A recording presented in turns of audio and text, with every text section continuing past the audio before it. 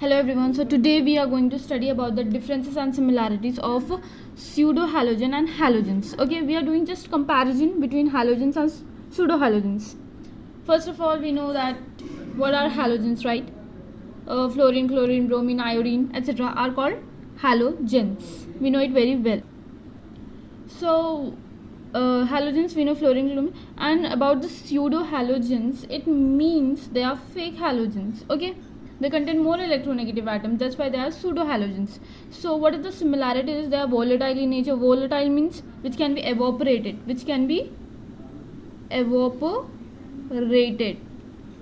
and free state means as a single molecule like chlorine, bromine, a single atom we can see. And the second point we are leading to, halogens react with hydrogens to form monobasic acid. अगर मैं आपको मैं sentence नहीं भी दिखाती थी, if I don't show you the sentence you can able to guess क्या बोले तो जब भी हाइड्रोजन बोलते कि क्या आता अपने को फ्लोरीन आता, क्लोरीन आता. Let's take chlorine when react with hydrogen. Chlorine जब H से रिएक्ट होगा, Cl और H रिएक्ट होगा तो HCl ही बनेगा ना भाई. तो स्ट्रॉन्ग एसिड है HCl, of course monobasic acid है. अब अपन इसको मोनोबेसिक एसिड कहीं को बोल रही क्योंकि उसमें जो है नहीं H है बल्कि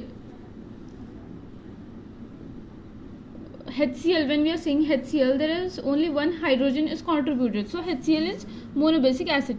Now, if I talk about, this was all about halogen. Now, let's talk about the pseudo-halogens. When react with the hydrogen, they form monobasic acid. But it is a weak acid. It is a strong acid and this is a weak acid. So, we are taking the example of pseudo-halogen as CN2.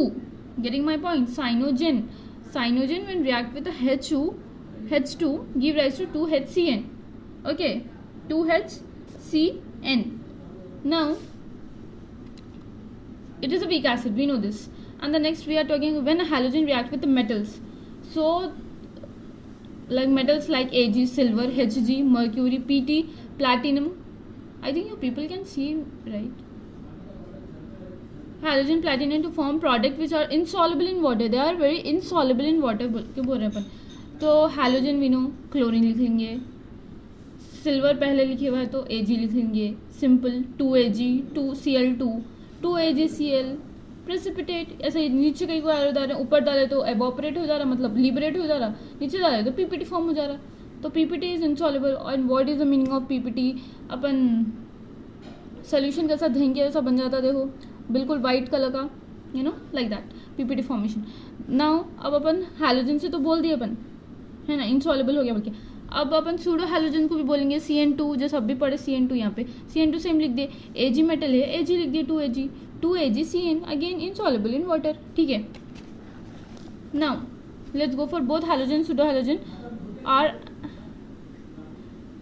amorphous. This is amorphous, powdery form, and also isomorphic means similar in structure, in shape, in nature.